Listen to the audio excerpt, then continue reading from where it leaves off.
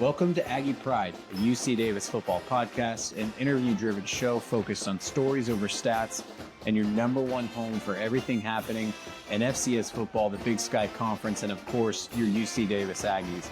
Each week, we sit down with players, coaches, alumni, and voices around the program to dive deep into the stories that matter and have a little fun along the way. This is Aggie Pride. This episode is proudly sponsored by Next Level Sports. Dwight, they deliver the best youth sports experience. If you have a young athlete, you do. She's not in first grade yet. This is your chance to get him or her on the field with Next Level Flag Football. At UC Davis specifically, the teams are coached by current UC Davis Aggie football players, giving the kids, honestly, a really awesome opportunity to hang out with a collegiate athlete. I bet you Judson's got his kids in this league. Scott, you got your kids in this league? You should.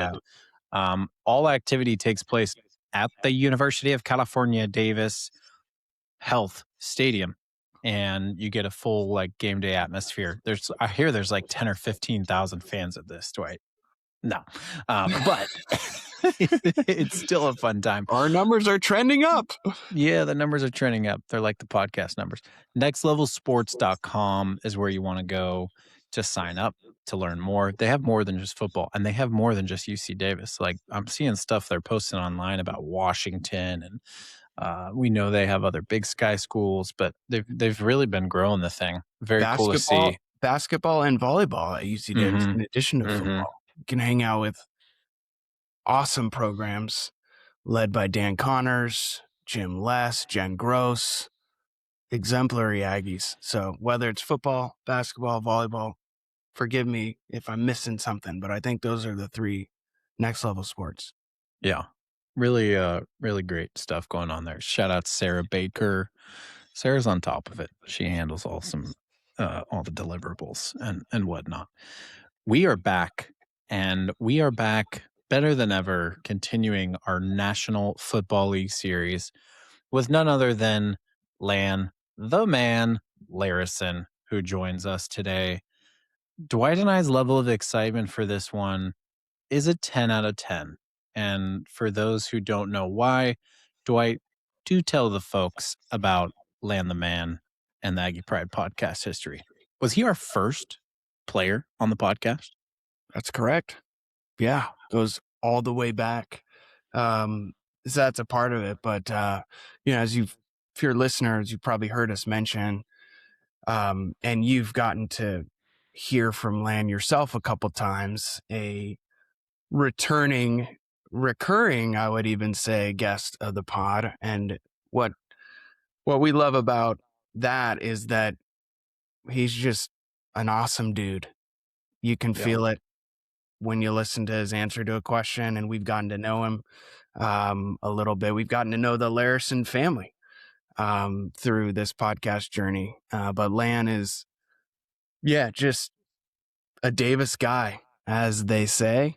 And it's been so exciting to watch from afar his journey after leaving Davis. But we want to hear from the man himself. And so that's why I'm super excited to get some time with him today. Yeah, I think Dwight, before Lan joins, which he'll be joining any second here, this is like radio status. He might just join in on the segment. This segment is sponsored by River Island's guest lines. Down at Lathrop. Sorry, I listened to a lot of 95.7 game. And right now, they're so sad about the Warriors. This is the Warriors flagship down here in the Bay. So they're just crying their way through ads every day because they got nothing to be Steph. Moody. He's still not back. Moses Moody, talk about a really nice guy that everyone loves. Everyone loves Moses Moody. He's like the old man, but not really. He just has that maturity. I'm going to share a couple things that come to mind when I think about Lan Larison, and you can cue yours up. I think of on the field. I think of jumping. I think of jumping very high. I think of jumping very high over other humans who are trying to tackle him in athletic positions. I think of the one-handed catch behind his body at home against Montana State in the Big Sky Championship. And like he had so many plays like that left you gasping for air or shaking your head or like turning to the person next to you and going like, what the heck is going on? Like, and early in his career, he had some splash plays. I mean, he returned kicks early on. He got playing time early on. But I just think of his hands. I think of how well he could run routes out of the backfield in the slot. I think of his toughness. I think of his just like very like land running style, which like is just so like regimented and it just felt like he was indestructible, you know. And I think part of that is the backstory of just how he was raised and like the grit and the toughness of who he is. But you know, I also think of like the way it ended and like even feeling like friends with Lan by the end of the season, even though like the interactions were very few and far between. But there's something about him where you feel like he's just so approachable. And this is going back to the words. This is kind of how Steph has felt at times. It's like Steph feels very real. Like I've joked around, but like I've had so many dreams that I'm hanging out with Steph Curry, and we could have at the Lecrae concert in Oakland with Besma. Shout out Besma. That's the second time. We could have met him, but we didn't do it. We didn't go to him and Aish. We said we'll give him their space, but he feels so approachable. I have dreams that I'm just hanging out with Steph Curry. I mean, we were in the room. We were backstage. He's right there. He was right there. So those are some of the things that come to mind. I know he's going to join in a second. I want to give you a moment to talk about him. Yeah, I think obviously the I word comes to mind. You talked about how it ended, and I also reflect back to the season where, he had like 250 yards in the first 3 quarters against Eastern Washington. That's right. And just what that season was becoming for him. And you can't control everything with injuries, but you think about a guy who's willing to do whatever it takes, and the special teams, on offense, running the ball, catching the ball, doing whatever is necessary. And that season where he just really put the team on his back, as Teddy said on our pod with Teddy Buchanan of the Baltimore Ravens. I often like think about him like what an awesome teammate to have, right? Not a guy who's super rah, but it is a leader. And so, just getting to know him, his personality, the insane athleticism, the strength, and just a great example of. I also think about the fact that he could have gone other places, but he decided to stay at Davis and continue. That's right.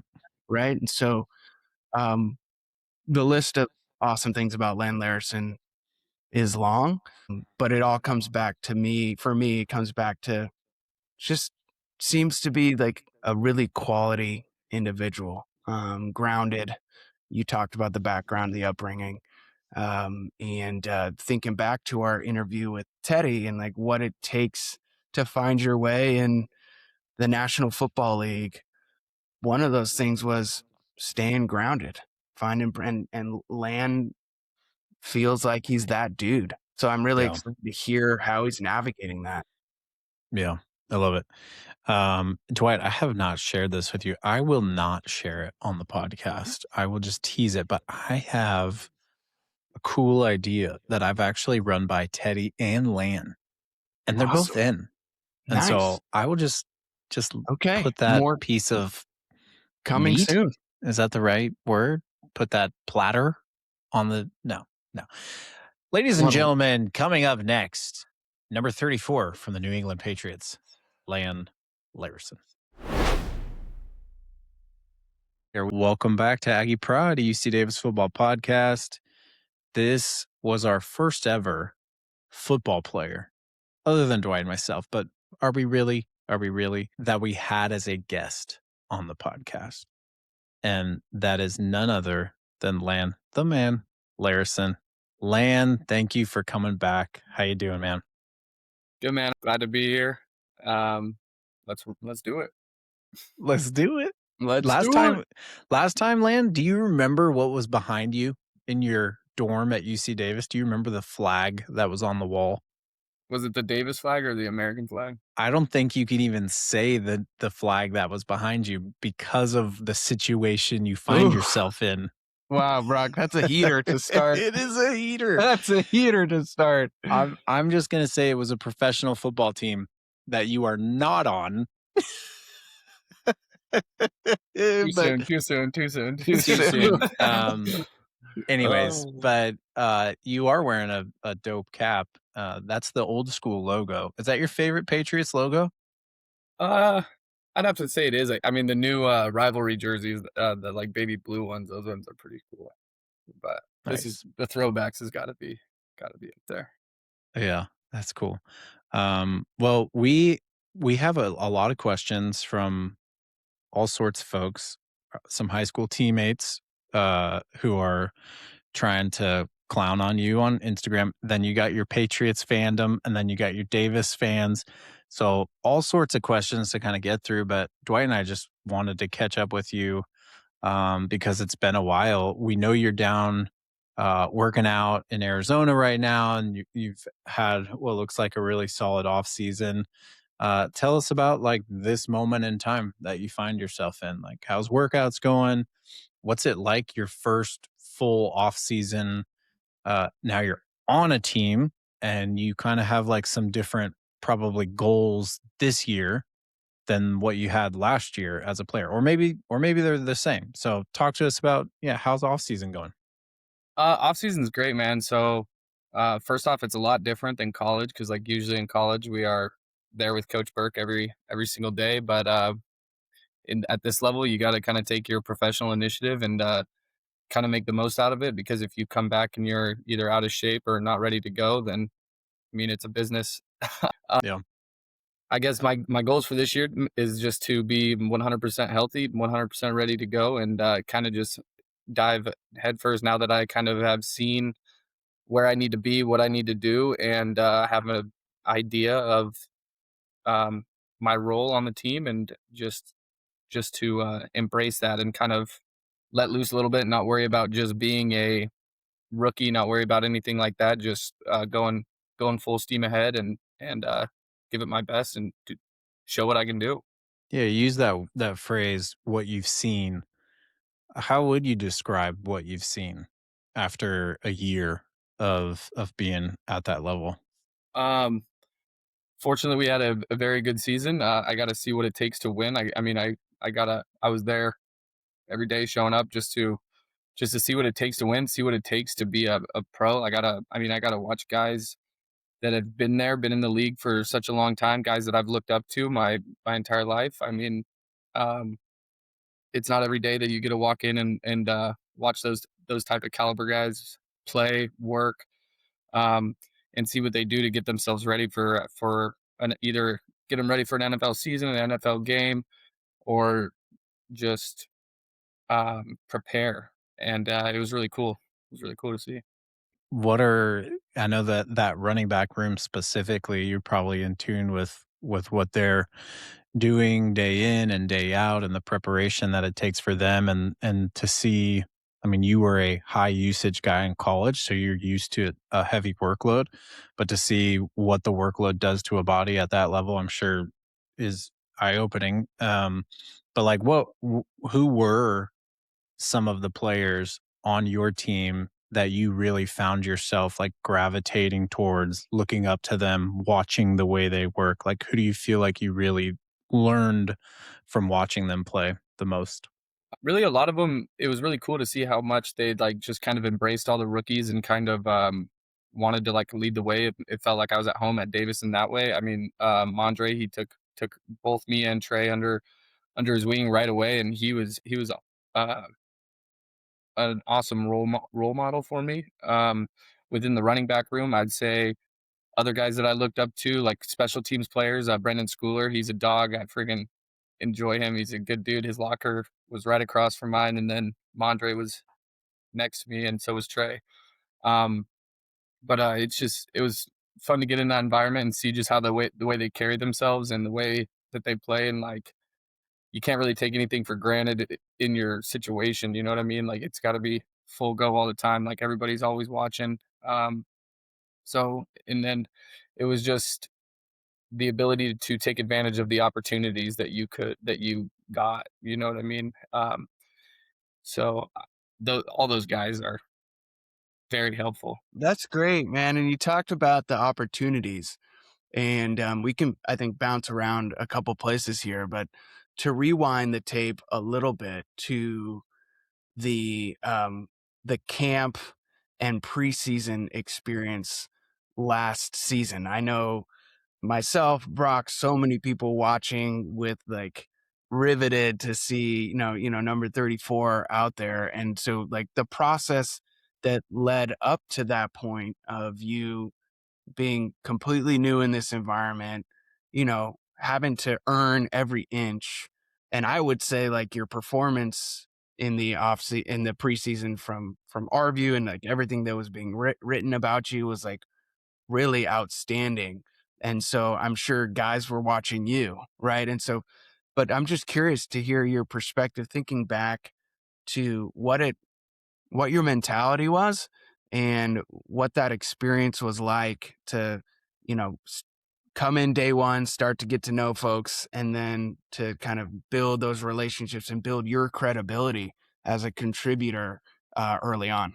I didn't want to give anybody a reason to either like take me off the field or be put out into a situation. So the best I could do is just prepare and know what I'm doing, and that would give me the ability to play faster and just really have a step up because it is hard. Like a NFL offense is hard to learn, and it's hard to separate against all these great players that are coming in. You know what I mean? But also, it's just about taking it a day at a time, working hard, keeping your head down, and grinding. I mean, that's that's the stuff I love to do. So uh, it was fun, man. It was a really cool just experience. I mean, going from rookie mini camp when it's just you're a bunch of different guys from different schools, different teams trying to mesh together to form just an offensive play is cool. You know what I mean? And then, but like just when you show up to Massachusetts, really into Boston, we're driving, and then it's like you're driving for an hour, and then all of a sudden there's this big stadium that pops up out of nowhere. So that was pretty cool to see just all of that too. I mean, it was a lot to take in a very short period of time. And then I guess you were talking about camp and everything, and then you got fans out there like watching practices. Like you want to do your very best in every situation. Like it's it's a lot to grasp at the beginning, but it honestly, just the faster you can embrace that kind of stuff and just go with the flow and do your thing. I mean, when the ball is snapped, it's just football. So uh, it's a fun time. It's really fun. Yeah, it's crazy. Like Dwight, you mentioned the, I would say, I don't know if you use the word like reporting, but like just there was like articles and stuff about, hey, Lan Larison and this and that during preseason and during not fall camp, during training camp. And I remember, this is kind of the crazy thing. Like growing up, the Niners practice in Stockton and it was hella hot. And we'd go out there and, maybe there was like an article in the newspaper about how the practice went, but like it was not readily accessible. Whereas like now, like we know how many passes you caught in the second team period of, day 4 training camp. And so we really could follow it. And obviously the Davis community like was following like every kind of move. And so with that in mind, like when you look back on the part of the season where you felt like you were really able to like kind of show on the field your skill, like what part of it were you proud of? And then like what aspect of like on the field work do you feel like, hey, I want to work on this? Even though it was a smaller sample size, just what comes to mind when I ask you that? I would say that I'm pretty proud of how I just picked up a little bit of like the offense and was able to do that. Like protections are very hard. Things are moving very fast. um, just kind of being able to go with the flow and do my job. Really, I mean, it's really hard to just pick out one thing. I think one thing that I would like to expand on going forward is just proving myself out of the backfield, whether it's my route craft or just knowing that I'm a viable option to catch the ball. I think I dropped a ball in like our little scrimmage, and it like still haunts me to this day. Like I have like flashbacks of it. I dropped a ball. I would have walked into the end zone, but neither here nor there. Like you can't beat yourself over that and move on to the next play. But just overall, just being a better player, better athlete, and fulfilling, like really standing out in a singular role would be my goals going forward with that. I guess I'm pretty proud that I could play a lot of different positions, and like that they are trusting in me that I could play a lot of different positions, whether it's on punt, kick return, kickoff. Like our special teams coach was just like, be ready. I might just throw you in the preseason wherever, but just for them to have that kind of trust in me that I can do those things. And I just am ready for an opportunity wherever. Yeah. We've gotten to know you for a couple of years now, which is weird to say. And, you've always struck me as not someone that is cocky, but someone that's confident in what they can do. And so this jump from Davis to the league is a jump. And so I'm just curious, sticking on like the early days last year as you were getting ready to make this transition, going to rookie camp and then pulling up, seeing that stadium. How was your confidence? Like, were you talking to guys like Keelan and others and trying to get a sense of what that would be like? Was it, we'll just show up and see, and I'll do my best and do whatever it takes? Like, take us a little bit into your mental kind of as you were making that leap, as you were making that transition. Obviously, we knew, to the point you just made of like, you're proud of how you could show up in a lot of different ways and do a lot of different things. That would have been at the top of my list of like, Lan Larison can do whatever you need him to do. And I think even in some of that reporting, that's what people saw out of you at Davis. And like, if this can show up at the NFL level, this guy's going to be a weapon. But you're you, and you're just in control of what you can do. So talk to us a little bit about, your confidence and how and what that was like to be making that leap. Now you've made it, but take us back to when you were in the leap process.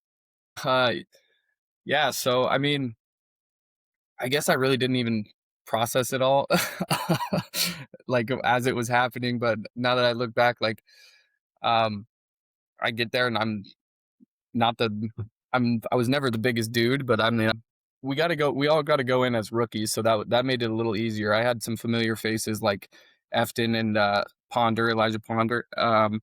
So it was easy. Like me and Efton, we kicked it off right away, and he's a good dude and he works hard. And so I guess it was like just like a transition of like seeing where you fit in. And then like also I have to compete against these guys. Like it's not just competing for, like, you're not there, you're not at school anymore, like you're not in college where you're going to be there and then you could develop. It's like you're developed and you're competing for your job.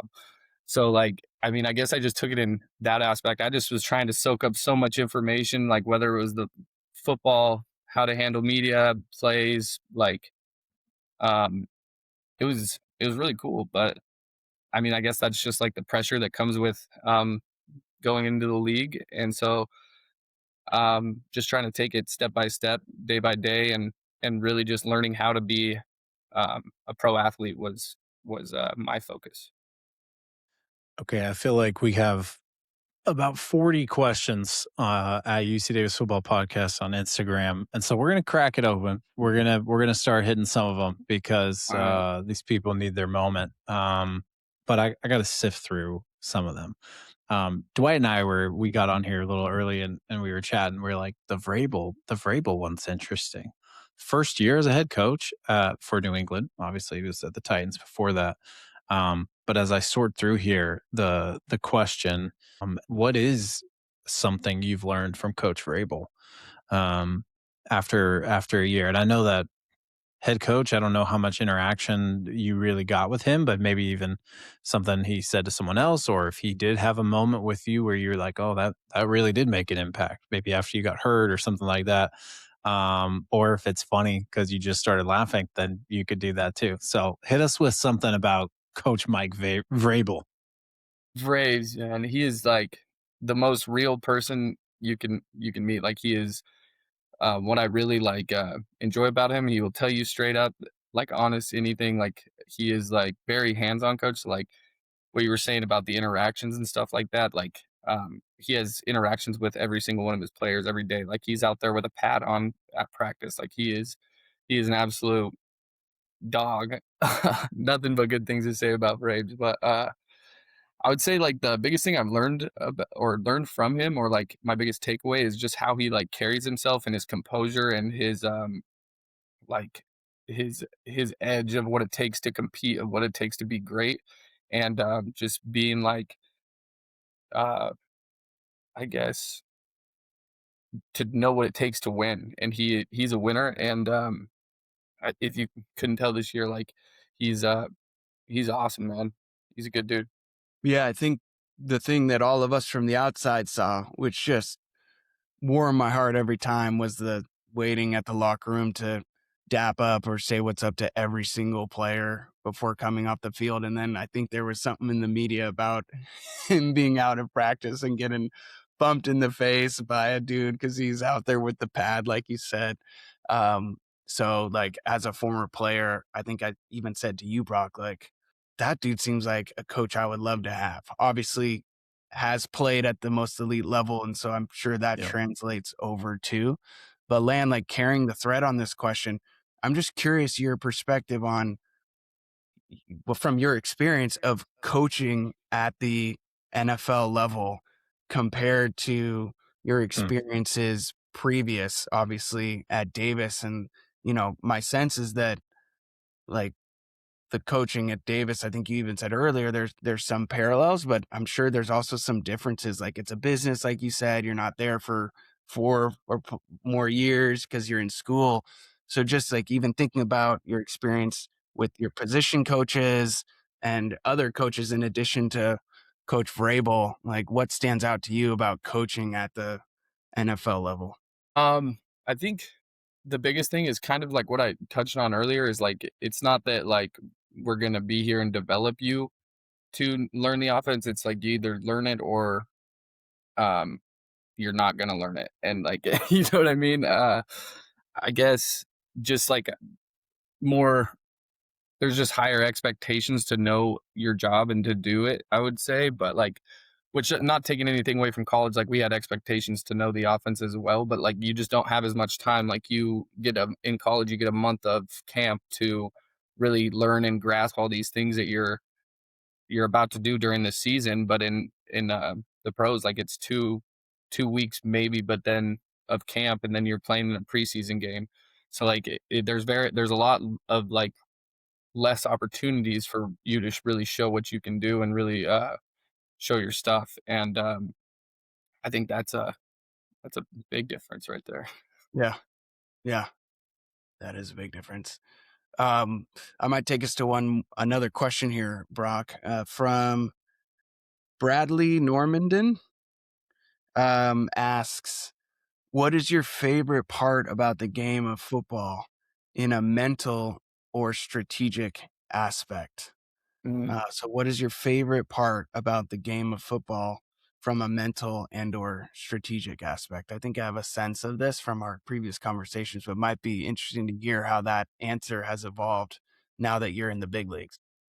The X's and O's are like huge to me. I mean, I love from an offense perspective, like you got to learn defensive perspective as well, just to be able to gain like a little bit of edge on it. Like if you're watching film and you're seeing safety tilt, or you're seeing shades of linemen and what they could possibly be shifting to or coming out of, like that stuff really drives me and to learn. And like this year being on IR, like I got to just sit there and really process and pick that stuff apart. And there's always something to learn about football, whether it's from someone in a high school coach all the way up to an NFL coach. Like there's always more that you can like learn and tune in on. And I think that's really special about the game. Like it's so intricate and it's beautiful, honestly. From a physical side, man, I love to hit. It's a really physical game, and there's nothing like just like a chess match or like being able to overpower somebody. Yeah, the chess thing makes me think of like outmaneuvering. Like you're Right. outmaneuvered your opponent, like both physically. I knew where you were gonna be, and I was Yeah. prepared. Yeah, I don't know if that's it. I guess so. Yeah, like survivor, outwit, outsmart, Yeah. outplay. You know. Okay, you're taking me down to we're gonna hit you with some rapid fires because we're gonna have fun with it. And you already started busting us with some survivor mantras right there. So what is on TV for Lan Larison right now? What are you watching other than a shit ton of film? I watch a lot of movies, man. Like I'm a big movie. Wow. I rewatch movies. Okay, what movie do you? I'm all about that. So, what do you keep rewatching? It's what's- Oscar season. Man, any like Adam old Sandler, movies? Will Ferrell. Oh, Yeah. that's where Mark you get your sense of Wahlberg humor movies. from. Mark Wahlberg. Wow, there you go. All the Patriots people are gonna love that. Shout out. The last I've watched in the last few days, I watched Shooter again for like the 100th time. Troy, I like that movie. That's probably my You're a top big one. war movie guy, huh? You like A little bit more comedy. I watch a lot of comedy. Okay, I watched comedy. Semi-Pro the other day. That's a good one. Are Okay. you fired up about what's that? Is it Odysseus? But yeah, there's a I'm gonna movie- watch that one for sure. Yeah, that looks like it's gonna be good. Yeah. Okay, I got another random one. You mentioned Mark Wahlberg, and it made me think like, you guys went to the Super Bowl this year. There's probably some famous people who are rolling around. I don't know. Maybe their last name's Brady. Whatever the case may be. Who did you did you have any moments where you're like, oh dang, he's here right now? Yeah. Like day 3 or day 2 being there. Edelman, like he came to our rookie mini camp and he spoke to us, and I was just like blown away. I'm like, wow, he's just chilling right here, and I watched him growing up. Like that was a really cool thing. I mean, we had a lot of dudes come out. I mean, Danny Amendola came to a practice. I haven't got to see Gronk yet, but I know he's been like rolling around. I just didn't see him. Brady was there for his statue unveiling, which was pretty cool. And then like another thing is like just all the famous singers and actors coming in. I mean, I got to watch Chris Stapleton play there. Got to watch The Weeknd. Got to watch Post Malone. Like just crazy to be in those environments where these people are just kind of not coming into your everyday life, like not having conversation with them, but being able to see them, you know. See, Dwight, tee your next one up, but I'm gonna take Okay. Rich Hernandez. He has a good one. Yeah, we love Rich. Rich is like, I would say he's a pod super fan, Lan. Yeah. And he's the man. He drives from Salinas with his mom to the games because he's the Lan Larison type of guy. He's probably got a Lan Larison Davis uniform. He's probably got a Lan Larison Patriots jersey. 2 questions. One is quick. Are you changing your number? Do you know that? I didn't get to pick my number from the beginning, so Okay, but they don't. Okay, so you're 34. So we'll do the 34 jersey this year. Which is an incredible running back number. Right, incredible for sure. very history. historic. So that's pretty sweet that you didn't get It to is. pick it, but you got 34. It is. It's legit, and it's got a 3 in it, and you're a 3 guy. So we sure. got that going. But Rich says, what current or former teammate would be the most successful rodeo competitor if they were to give it a try? This is a fire question for those who know the Lan Larison history. Let me think on that. Current or former. Maybe you do both for us. Maybe you give us one Davis guy and one Patriots guy. All right. I'm gonna go Davis, first person that comes to mind is CJ Hutton. I think he's like kind of jack of all trades. He kind of reminds me of like a bull rider type-esque, like his frame and stuff like that. He's super strong upper body, but um, he's athletic. I'd say CJ could give it a run in bull riding, maybe in Okay. any of the rough stock, Current teammate. We don't know. No, we have no idea. Yeah, current teammate. I mean, geez, I'd go. I already said his name, but I think Schooler could maybe rope some calves or something like that. Maybe Mondre could get down and steer wrestling a little bit. I know he's got some he's talking Mondre, about a that's little bit of cowboy roots, going to Idaho and stuff. So I think he could give it a shot. So this takes me down a little side quest, which Lan, is that a couple weeks ago, maybe a month ago now, we had a former UC Davis football coach, Mike Morosky, who coaches for the Yotes over in Caldwell at Simplot Stadium. And I don't know if you listen to this pod, Lan, you're busy, you probably did, but he had a Lan Larison story. You might know where I'm going with this, but he told a story about... He doesn't. He looks perplexed. Okay. So he told a story about a young Lan Larison who led the Yotes out out to the field. I don't know, Brock, was Lan riding? Maybe Lan, you can tell us. Were you riding a horse? Yeah. Okay. Do you remember my brother actually played for Coach Mo at the college right now, but it was my horse, but I was full decked out in purple and gold, and then all I really remember is my horse was pretty jacked up. He's never the green turf maybe threw him off a little bit, because the Yotes Stadium, it's actually it runs east west to and then there's a rodeo arena north south to it on on the west end zone. So I think my horse, you thought we maybe were going there or something, but no, it was all good. We hurdled the 30-yard line, but we were we were good. It was fun. That was a cool thing to do. I think I was young, man, 12, 13, 14. That's so cool. He was also his claim to fame, he said, I was the first person to offer that Lan come play quarterback for the Yotes. Actually, so Cody, the offensive line coach for Davis, he was there, and he came in, and that was my first offer ever, was from the Yotes. Shout out Coach Mo. Great dude. Shout out Coach Mo. Yeah, that's awesome. All right, back to our questions. We got Trevor Facey, who is another friend of the pod. My guy. Aggie running back.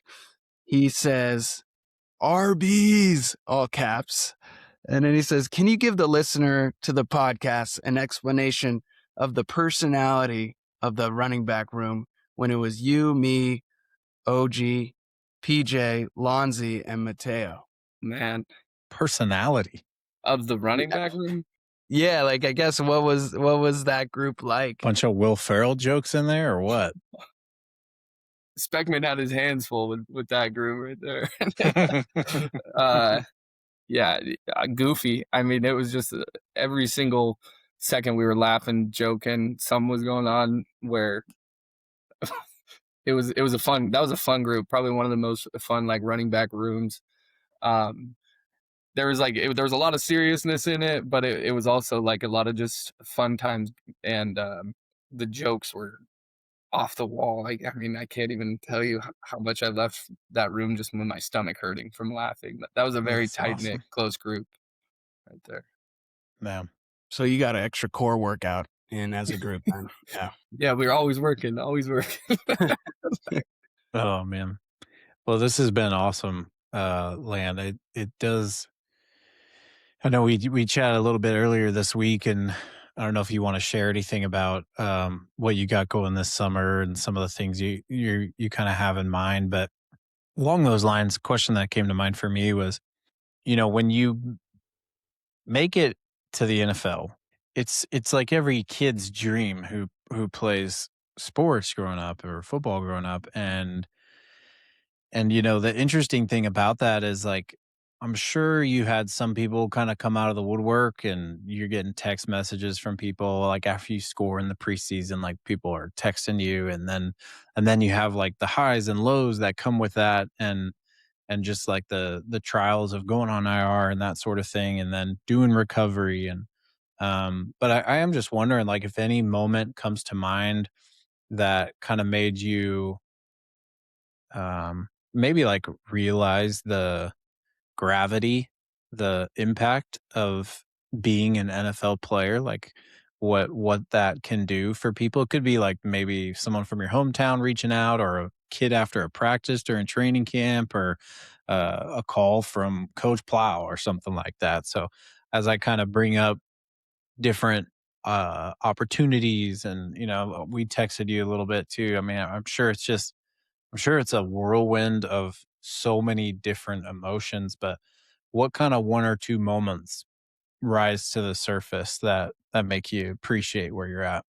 Yeah. I would say like just from like my point of view as a little kid, like I always dreamed of be playing in the NFL. Like I looked up to those guys like forever, and like it was just like this big overarching thing in my life that I was like, if that's what I want to do, I want to be in the NFL someday.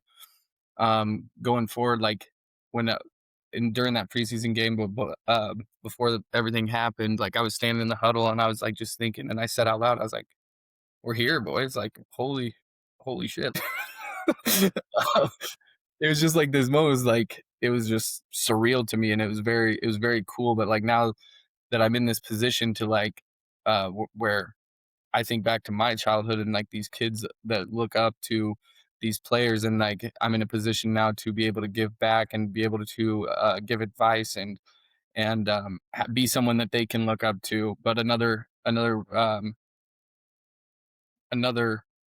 story, I guess, to go along with that is there's Tanner, a little guy that came out to all of our practice at Davis. We built a good relationship. Me and his dad text all the time, but he had the Davis jersey and he asked it for a Patriots jersey. So I got him a jersey, and then he just always pictures, and to see his like smile light up and like that he just like kind of looks up to me. And that was really cool. And like a lot of my sister's friends, they have kids that do that. I have nieces and nephews, and it's just really cool to kind of see their eyes shift. A couple weeks ago, I went and spoke at my nephew's school, and it was really cool just to see all these kids and just um, see that how like they react to being able to be around an NFL football player. I mean, coming from Idaho, there's um, not a lot of opportunity for that. So, like, I didn't see a NFL game until I was in college. Um, so I think it's really important to me to give back and to kind of just be able to be looked up to like that. Yeah. So cool. And for those who don't know, I kind of alluded to it. Lands Lands I mean, we know you are this and you were always going to do this, but like you had some fun plans for maybe this summer, doing something back at home, and we'll see if we can't make it work to be there for it. But just to think of the impact of, there's all sorts of professionals out there in every field, and there's all sorts of personalities. But I think something that Dwight and I were saying before you joined was, the humility that you have, the like down to earth nature that you have is approachable for people.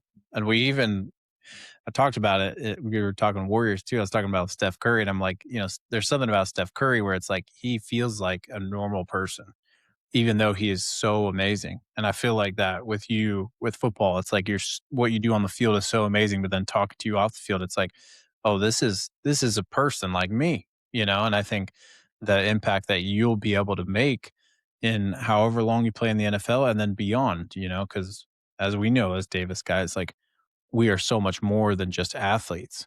And so I think your parents, who we know well, and for those who haven't tuned into the pod forever, like have a great business in Idaho and supported the podcast in a variety of ways, but like just the way that they're so approachable too. I think it's commendable, man. And so you're easy to root for, which is why guys like Tanner and kids all over the place are going to be pumped for some Lan Larison in 2026.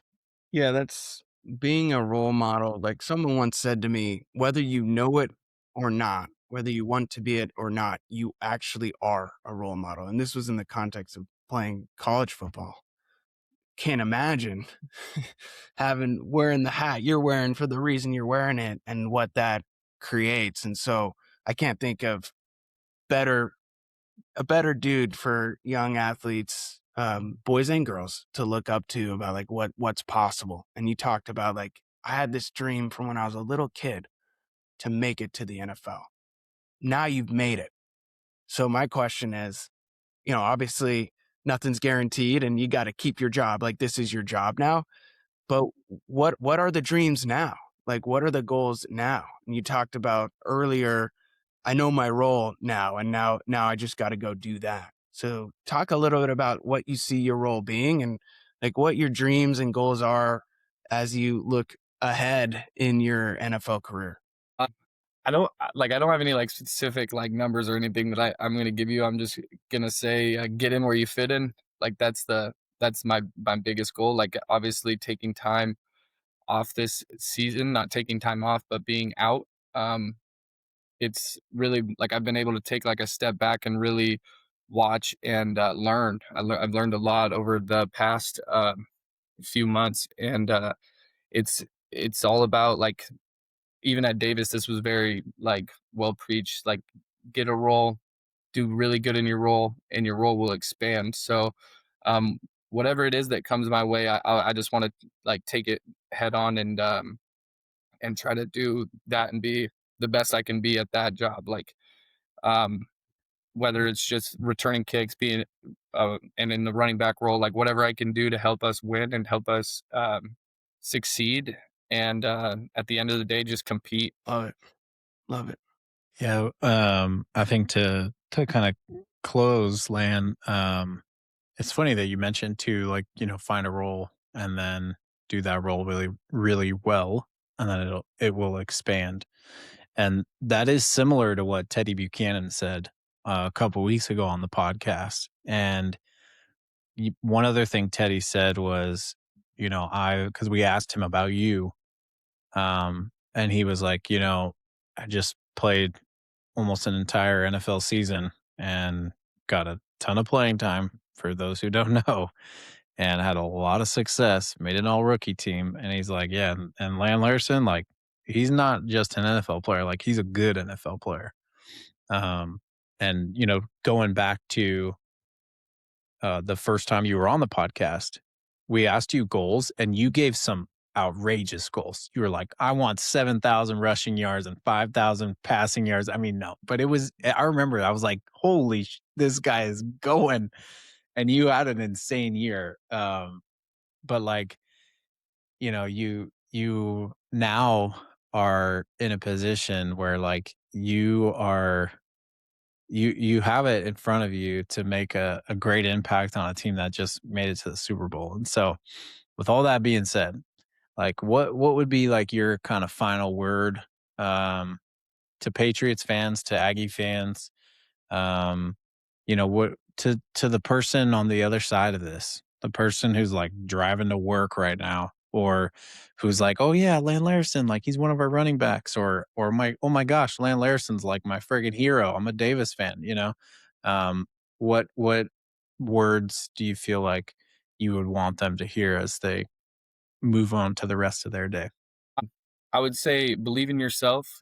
Nobody knows your journey until they can react to it. I would say like nobody ever knows what you're ever going through or what you've been through or how you got there, but you're there. So it's really just be true to yourself, be true to who you are, and put one foot in front of the other every single day. Don't ever let anybody tell you who you are, especially if you know different. Like it's like if everybody has goals like what you're talking about with my crazy numbers and whatever, when you shoot for the stars you land on the moon. Like it's that's just like a big thing that carries me to go forward, and I feel like it could carry a lot of people, because It's just all about perspective.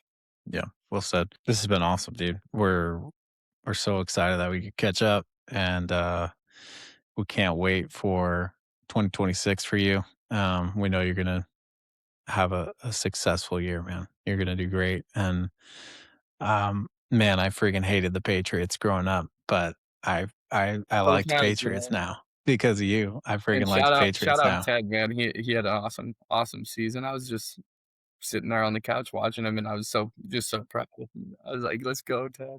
It was amazing. He was Yeah. amazing. Yeah.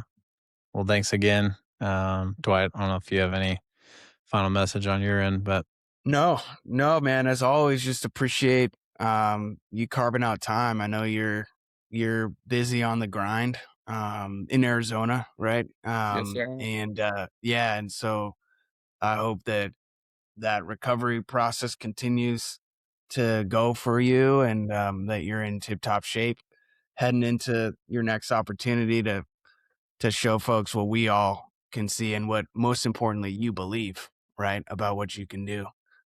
So your biggest fans over here, man, and similar to Brock, a converted fan of the Patriots, and excited to see you make some moves.